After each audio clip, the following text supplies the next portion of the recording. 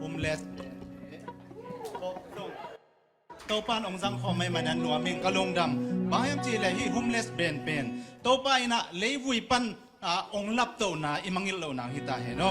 amen ha biak sakta he amen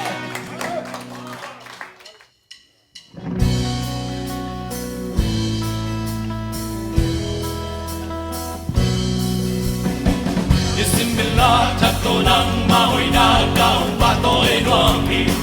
Nisimina hoy na atang nung musap den man ni Kahit ay bang bang inong tiyak lapjak tato kong patoy hi Nisimila tato nang mahoy na kaong patoy nuang hi Nisimina hoy na atang nung musap den man ni bang bang minum jangan catat tokong patoy hi Đâu bàn namin kong pati Đâu bàn nang kong patoy hi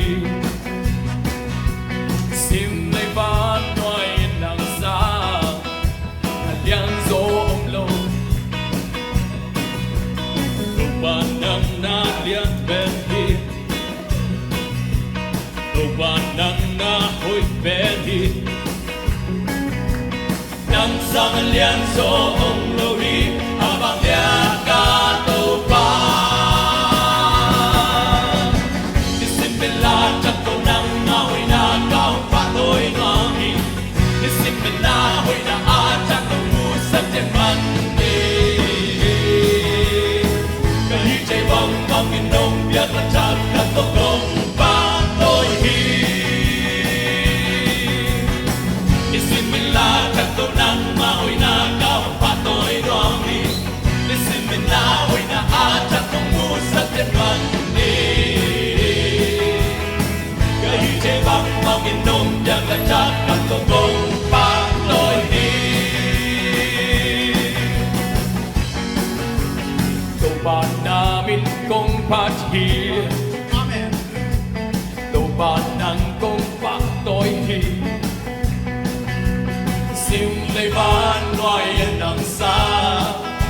Alian zo om lo Tuban nang na lian ben hi Tuban nang na hoy ben hi Nang sang alian zo om lo hi Mabang lian ka tau pa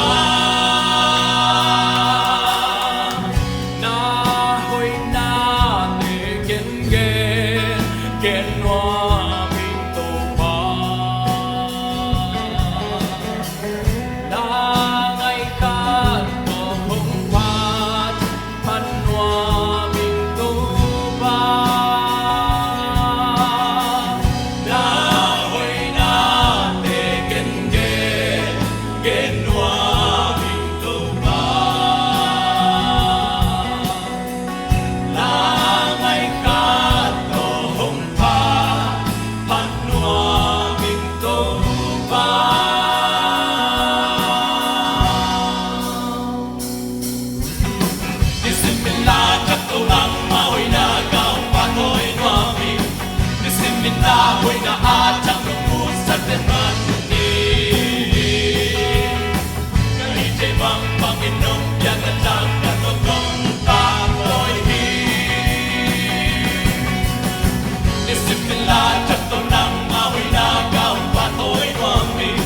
Nisimila hoy na atang nung musap den mandi